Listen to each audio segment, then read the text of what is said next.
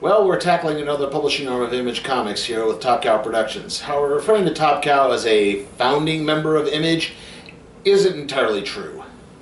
Yes, Top Cow's founder, Mark Silvestri, was one of the cadre of Marvel artists who left that company to found Image Comics. However, much of his initial work, namely the book Cyberforce, was actually done at Jim Lee's Wildstorm Productions, while Silvestri set up everything for Top Cow. Eventually, Cyberforce would move over to Top Cow and become its flagship series. Then in 1995, Top Cow would temporarily break away from Image Publishing as Rob Liefeld had violated Image Publishing bylaws and attempted to hire away Top Cow creators to work at his studio. This resulted in Liefeld getting kicked out of the publisher. Top Cow would return to Image after Liefeld's expulsion, where they would soon launch their most popular books in Witchblade in the Darkness. They would also publish licensed titles like Tomb Raider and Battle of the Planets. In 1996, Top Cow creators David Wold, Joe Benitez, and David Finch pitched the idea of an android assassin questioning the nature of her own existence and whether or not what she was doing was futile. Seems like a wholly original concept, I know. And that's what we're looking at today. This is Aphrodite 9, Volume 1. A woman stands in a room as she receives a message. The project is complete. This is all a dream from a woman who gets out of bed and inexplicably jumps through a plate glass window. This proves enough to snap her out of her stupor as she soon plummets towards the street. Amazingly, she's unharmed and soon surrounded by law enforcement. They begin manhandling her as she fights back and demands answers. Finally, a grenade is thrown and that takes care of the cops. It's then that the woman is dropped by a tranquilizer dart shot by a pilot of a flying car. The woman soon comes to in an apartment and has a completely necessary shower sequence. After putting on a couple of garments, she is greeted by Birch, the pilot of the flying car, who has the answer she might be looking for. He shows her a video message from herself. Her name is Aphrodite, and she also happens to be an android who works as a hired gun. Also, when Aphrodite falls asleep after completing an assignment, her memory is mysteriously wiped by an unknown entity. Anyway, Birch soon informs Aphrodite of a new mission. First, though, she needs to get some clothes, way more than what she normally wears. Aphrodite makes her way to the local market districts and attracts a lot of attention for obvious reasons, and she picks up a formal dress and some seafood before returning to Birch for the mission parameters. Aphrodite is to infiltrate a formal party and take out a corrupt city councilman named Granzo Floyd. As she makes her way through the guests, Aphrodite can't help but feel this is all familiar. Those feelings of deja vu are exacerbated when she begins flirting with a man named Neville Stewart. The flirting comes to a halt as Aphrodite catches the attention of Councilman Floyd, who immediately starts putting the moves on her. Soon, the two are slipping away for some super happy fun time. It's then that she notices the councilman's sky cycle and asks for a joyride. As the couple fly over the city, Aphrodite pulls out a knife and slits Floyd's throat. The councilman plummets to his death while Aphrodite magically reverts to her normal outfit and begins fleeing Floyd's bodyguards. Those bodyguards weren't very good at their jobs, were they? The councilman's bodyguards shoot down the sky cycle and Aphrodite's memory is wiped once more. She begins dreaming of the ruler of whatever the hell world this is. The ruler is introducing Aphrodite to the royal court. Included amongst the crowd is Neville Stewart. In the real world, Neville happens across Aphrodite's unconscious body. She soon wakes up in Neville's apartment completely naked, with no clothes on. He assures her that nothing happened, but she no longer knows of any recent events, and any attempts to reclaim her memory causes her to pass out once more.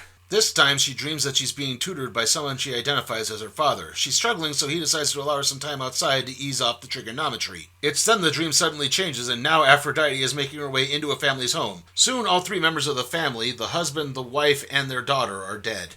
Boo!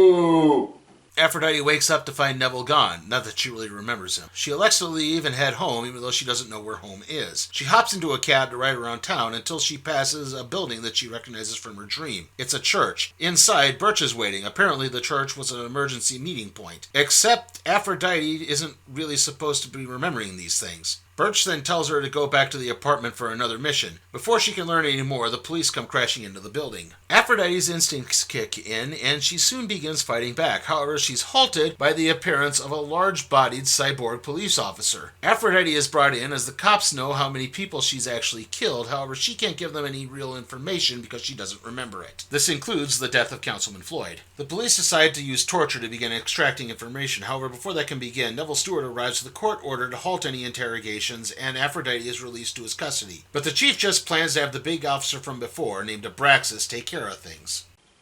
Oh god. They're sending a Jesse Ventura movie after her? Two super beings in an all-out... Neville explains that he knows everything about who Aphrodite is, even her killings, and he wants to help her reclaim her memory as they drive through the city. The two happen across a building that sparks something in Aphrodite, and they take a look around. It's from her dream, the one where she killed the family. The realization of not only how much blood, but the type of blood on her hands causes Aphrodite to break down. It's then that Neville comes rushing into the room as Abraxas has arrived. Neville steps up to try to defend Aphrodite, but gets smacked aside, and it's enough to snap her out of her stupor, and she begins fighting Abraxas. However, the large cop's size proves to be a disadvantage, as the two soon go crashing through the floor. As they fall, Aphrodite grabs a sword and decapitates the cyborg. Don't worry. I'm sure I'll be alright. No, I'd say more like peace, man. Aphrodite takes Neville back to his home and patches up his wounds. More of her memories begin returning as she puts him to sleep with a kiss-based sedative. She elects to head back to her apartment only to find that the cops are staking the place out. She manages to avoid detection and makes her way inside to confront Birch. She wants to know exactly how it is the two met, and he explains that he found her in a factory that had been shut down. The two head out to the facility to try to find more information, and as they tour the grounds, Aphrodite remembers from her dreams. This is where she last saw her father. The two had been taking a break from studying outside when the ruler and her top enforcers came and arrested him for deviating from the educational path. The two were separated from each other by the ruler, and Aphrodite's training was soon completed. Yeah, I know. Technically the comic refers to the ruler as the chairman, and only by that title, but it just doesn't feel right to call a female character the chairman. That's why I'm going with the gender-neutral title. The factory tour is interrupted by the arrival of the police, and Aphrodite realizes that Birch has sold her out. He prepares to trank her again, but she knocks him out and begins running. Soon she finds herself in a room with a tank that contains the next model Aphrodite unit in it. I guess this would be Aphrodite 10? Yeah, I know the whole Aphrodite 9 thing is a model number, but only the police ever refer to Aphrodite as Aphrodite 9. Everyone else just calls her Aphrodite, so I'm not entirely sure how aware the public is of her existence. Aphrodite is then jumped by a large robotic creature and knocked unconscious. The last thing she notices is Neville's steward ordering that she be brought before the ruler. Upon arrival at the royal compound, Aphrodite tries to break free, only to be silenced by the ruler saying the word daddy. The ruler goes on to explain that she inherited a dying world and has tried to fix it, only to be constantly fouled up. Well, maybe the ruler would have a bit more success if, say, her butt cheeks weren't hanging out all the time. The ruler explains that she's the one behind Aphrodite being sent out on missions to take out her political rivals. Birch is just an annoying puppet. Aphrodite's next mission is to kill Neville's steward. Soon, Aphrodite is crashing into Neville's apartment. He's been expecting her, but he has his reasons. As I said, the ruler's been taking out political opponents, and he's been working to undermine her. It's not effective, as Aphrodite soon opens fire. Neville desperately tries to get Aphrodite to remember more. He begins bringing up the day the two actually first met. It was when the ruler introduced Aphrodite to the royal court. The ruler wanted a demonstration of Aphrodite's abilities and ordered her to kill Dr. Maine, otherwise known as the man Aphrodite referred to as her father. This is enough for Aphrodite's memories to come rushing back, and she collapses. Neville goes on to explain that the killing of someone so dear to her caused Aphrodite to suffer from post-traumatic stress disorder. It's this PTSD that was causing the memory wipes. The ruler was never behind any of it. Now that Aphrodite remembers everything, the ruler is no longer in control of Aphrodite's abilities anymore. With that, Aphrodite takes off to confront the ruler one final time. The ruler explains that Aphrodite was created for two reasons. 1, to take out the ruler's opponents. 2, to take out the ruler and thus become the new ruler. Yes, it turned out that early on in the development process, the ruler transferred part of her consciousness into Aphrodite's mind. So now, when Aphrodite kills the ruler and takes over, the ruler will now have an undying, immortal, perfect body. I think. Aphrodite begins beating the ruler up and then suddenly stops. The ruler demands that Aphrodite finish the job, but that won't happen. She's got too much blood on her hands, and it stops now. Aphrodite then elects to leave the room and begin living her own life as the leader begins crying out for death. That concludes our look at Aphrodite 9 Volume 1. Volume 2 wouldn't come out until 2013, and in between those, well, there was an Aphrodite 4 who popped up in Cyberforce, and another unnumbered Aphrodite model popped up in the pages of Witchblade. But how was this comic?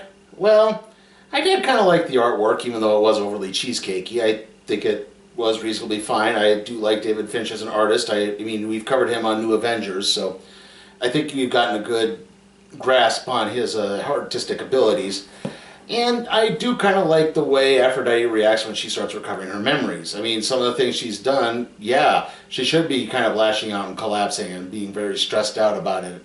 It's not something you should just get up and ignore from, you know? It does a good job with that. Unfortunately, that's kind of where the compliments end. This story is just really boring and cliched. I mean, yeah, again, she's wondering the nature of her existence, trying to figure out good and evil, blah, blah, blah, blah, blah. And the supporting cast is just really weak. I mean, Birch is probably the most interesting, and even then, yeah, again, there's not much I could say about it. I constantly had to remind myself what Neville's name was. That too, like, he's so boring. These characters are so boring. It's just, there's nothing there. And the ruler's plan is just way too convoluted. Like, okay, so like I said, I wasn't entirely sure what was going on. Like, she's taking out her political opponents so she can actually gain power and try to make the world a better place, but then she wants Aphrodite to kill her so that Aphrodite can rule and yeah. So, yeah, I just didn't get it. And not only that, I know this last was a little nitpicky, but the atrocious continuity in this, like, again, I mentioned the fact that, you know, Aphrodite kills Councilman Floyd wearing a formal dress, but then in the next shot she's back in her halter top and miniskirt combo. You know, it's just reasons like that. That's why I'm giving Aphrodite 9 Volume 1 an F. It's just not very good. And with that, let's see what we'll be doing next time on the Random Trade Review.